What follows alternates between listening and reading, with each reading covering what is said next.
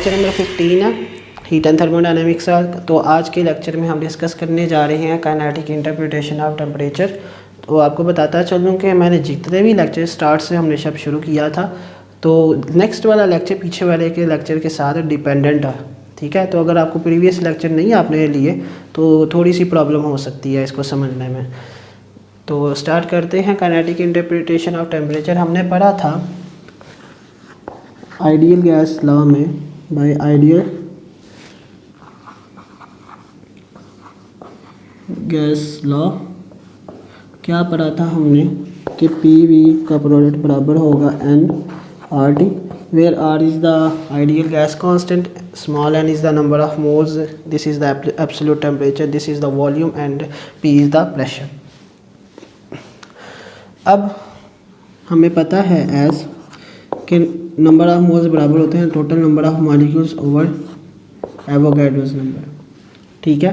तो इसमें हम ये वैल्यू प्लग इन करें तो ये आ जाएगा पी वी कितना, capital N over N into R T.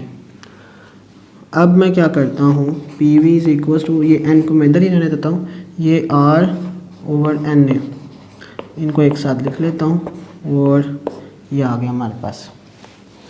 अब हमने पढ़ा था क्या कि जो हमारे पास वैल्यू होती है आर की, जब हमने इसकी क्वेश्चन ड्राइव की थी तो आर हमने पढ़ा था वो बराबर होता है, एक कांस्टेंट होता है K B Boltzmann constant into Avogadro's number.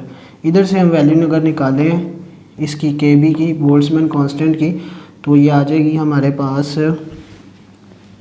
Are by Avogadro's number. K B is the Boltzmann constant.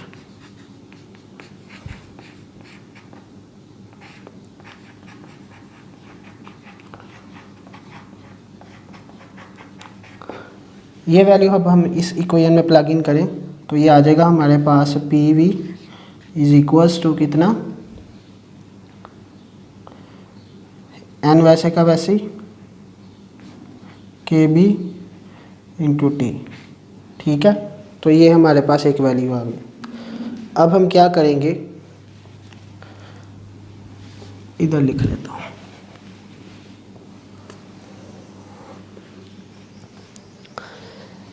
As last lecture में हमने पढ़ा था काइनेटिक इंटरप्रिटेशन ऑफ प्रेशर में, तो हमारे पास प्रेशर की जो वैल्यू आई थी वो आई थी हमारे पास 2/3 इंटू एन बाय वी, उधर एल क्यूब था यानी वॉल्यूम ही था तो इधर मैं वी से लिख रहा हूँ, इंटू 1/2 एम वी स्क्वायर। अब ये वैल्यू कैसे आई थी वो हमने पूरा प्रीवियस लेक्चर आप देख लें। तो ये वी मैं इधर मल्टीप्लाई करवा देता हूँ, इधर आके मल्टीप्लाई हो जाएगा, तो P V is equals to 2/3 N into 1/2 M V square. अब ये भी पी वी के बराबर है, ये भी पी वी के बराबर है, तो मैं क्या करता हूँ इन दोनों को कंपेयर करवाऊँगा। तो कंपेयर करवाने से हमारे पास आ जाएगा ये वाली वैल्यू क्या है, N K B T which is equals to this value, तो ये आ जाएगा हमारे पास 2/3 N into 1/2 M V square. अच्छा, इधर ये एन इस एन से कट गया तो टी हमारे पास आ जाएगा बराबर की इंटू के बी, ये बराबर आ जाएगा 2/3। अब ये किसके बराबर है, किसकी वैल्यू है, 1/2 M V square kinetic energy की, तो मैं ये काइनेटिक एनर्जी इधर लिख लेता हूँ। नेक्स्ट आ जाएगा हमारे पास, हमने ये टी ये लैदा कर लेना, तो ये आ जाएगा हमारे पास 2/3 के बी इंटू काइनेटिक एनर्जी। अब क्या है, ये कांस्टेंट है। अब जब इक्वालिटी को अगर हम ख़त्म करके ऐसे लिख लें तो ये आ जाएगा काइनेटिक, जो हमारे पास टेम्परेचर है वो डायरेक्टली प्रोपोर्शनल आ जाएगा एवरेज काइनेटिक एनर्जी का। तो ये हमारे पास फाइनल रिजल्ट आ गया। दिस रिजल्ट शोज़ दैट, ये मेरे क्या बता रहा है कि जो एब्सोल्यूट टेम्परेचर है वो क्या है, डायरेक्टली प्रोपोर्शनल होगा किसके, जो हमारे पास मीन या एवरेज काइनेटिक एनर्जी होगी। तो इस लेक्चर में बस इतना ही था, उम्मीद करता हूँ आपको समझ लगी होगी। तो मिलते हैं नेक्स्ट लेक्चर में, तब तक के लिए अल्लाह हाफ़िज़।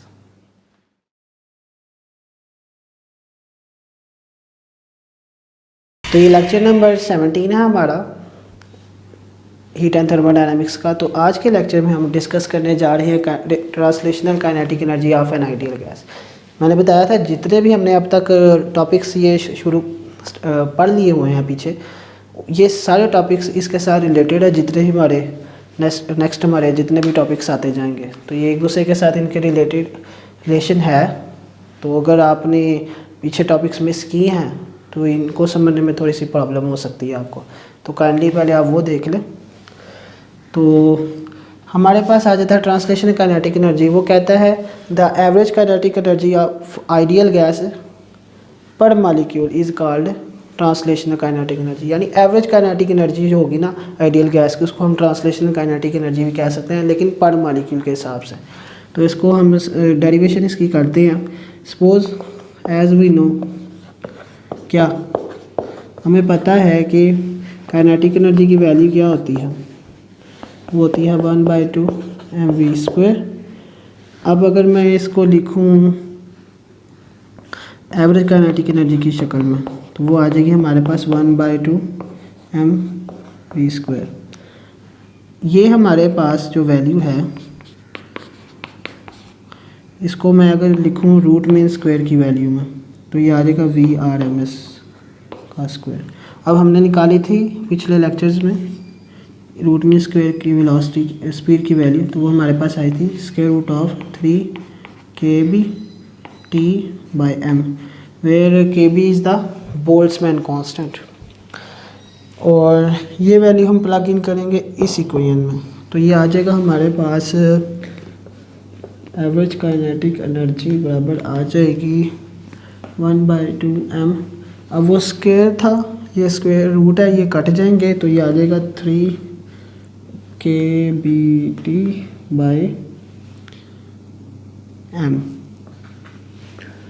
तो ये m गया जी इसके साथ, तो ये आ जाएगा kinetic energy average is equals to 3/2 kBT।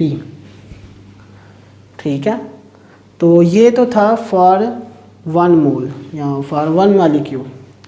अब अगर हमने निकालने हो फॉर n मॉलिक्यूल्स के लिए तो फॉर n मॉलिक्यूल्स तो वो क्या सीन होगा उसका कि हमें पता था कि नंबर ऑफ मोल्स बराबर होता है number of molecules over Avogadro's number. तो इधर से अगर मैं इसकी वैल्यू निकालूं number of molecules is equals to n into Avogadro's number, और अगर n बराबर हो 1 के, ठीक है, तो फॉर n मॉलिक्यूल्स, लेकिन n यानी नंबर ऑफ मोल हो 1, तो ये बन जाएगी हमारे पास क्या kinetic energy is equals to average 3/2 kBNT। इधर ये नंबर ऑफ मोल 1 है इसलिए मैंने इधर पुट किया, और वो 1 मल्टीप्लाई करे ना करे फ़र्क नहीं पड़ता। तो हमें पता है कि आइडियल गैस कांस्टेंट वो बराबर होता है product of Kb and Avogadro's number. So ये बन जाएगी हमारे पास काइनेटिक एनर्जी एवरेज कितनी 3/2 RT। तो इसको आप ऐसे लिख लें या फिर ऐसे लिख लें, काइनेटिक एनर्जी ट्रांसलेशन ये आ जाएगी 3/2 RT, where R is the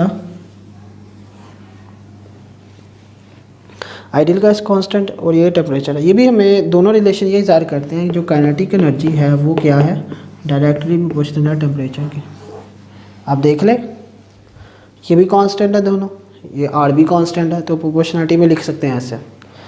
तो हमने डेफिनेशन में देखा था the average kinetic energy per unit molecule वो क्या होगी, वो हमारी ट्रांसलेशन काइनेटिक एनर्जी। तो मैंने एवरेज काइनेटिक एनर्जी निकाली, उसको हम ट्रांसलेशन काइनेटिक एनर्जी कहेंगे। तो इस लेक्चर में बस इतना ही था, उम्मीद करता हूँ आपको समझ लग गई होगी। तो मिलते हैं नेक्स्ट लेक्चर में, तब तक के लिए अल्लाह हाफिज़।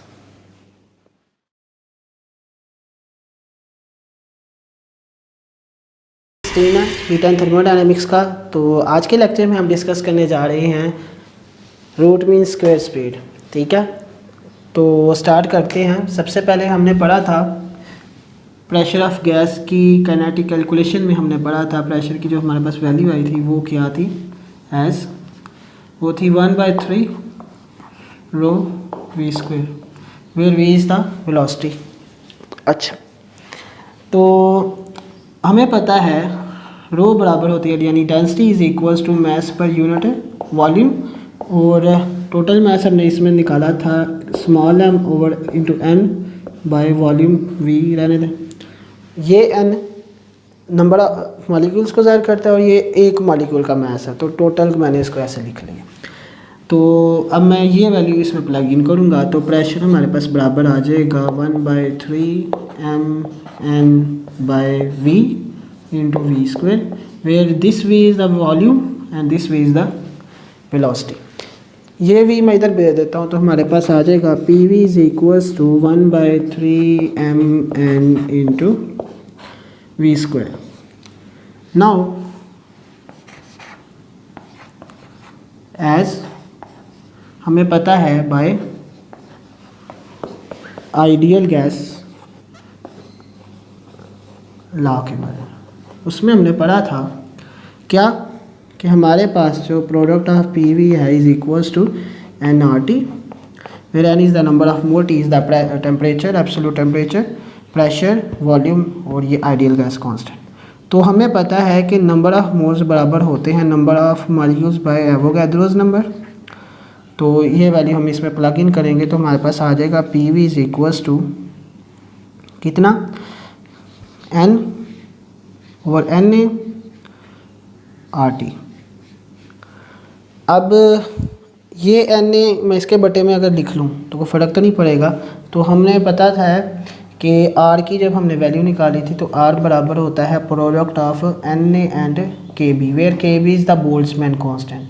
तो इधर अगर मैं के बी की वैल्यू निकालूं यानी बोल्ट्जमैन कांस्टेंट की अगर मैं वैल्यू निकालूं तो वो हमारे पास आ जाएगी आर ओवर एन ए। ठीक है, तो इधर आप ये वैल्यू हम प्लग इन करेंगे तो ये हमारे पास बन जाएगा पी वी कितना, ये एन वैसे का वैसे, आर ओवर एन ए आ जाएगा हमारे पास K B, where K B is the Boltzmann constant, और टेम्परेचर वैसे का वैसे। अब मैं इस इक्वेशन को और जो हमारे पास ये वाली इक्वेशन है इन दोनों को मैं कंपेयर करूँगा, इधर भी पी वी है और इधर भी पी वी है, तो ये आ जाएगा हमारे पास, इसकी वैल्यू लिख लेते हैं 1/3 m n into V square. ये आ जाएगा जी हमारे पास n K B T.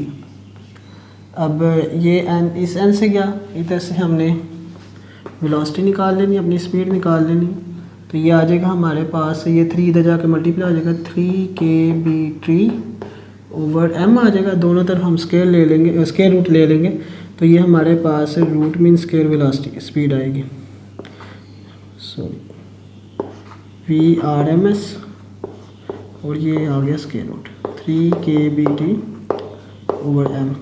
This is the value of, this is the relation for root mean square speed. Now हम एक केस डिस्कस कर लेते हैं। Let we have two different gases.